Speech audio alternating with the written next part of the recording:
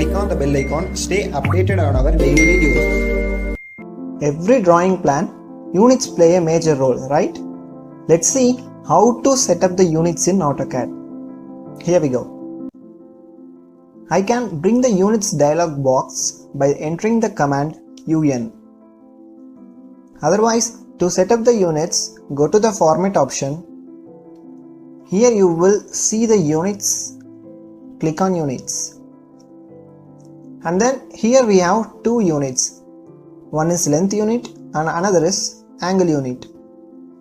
Under length unit, if you want to draw a diagram by using feet and inches, then you can select an architectural or an engineering type.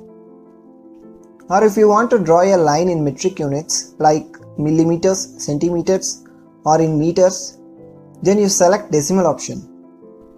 And here is the precision, which is used to display the numbers after decimal digits. Maximum we have 8 numbers of decimal places to enter the value. But normally as an engineers, we can take 3 decimal places after the point. And then here you can see the insertion scale, and you need to select the units here across to the type what we chosen here. Here I have chosen the type as decimal, so I preferred units as millimeters. Here we have an angle and there are so many options.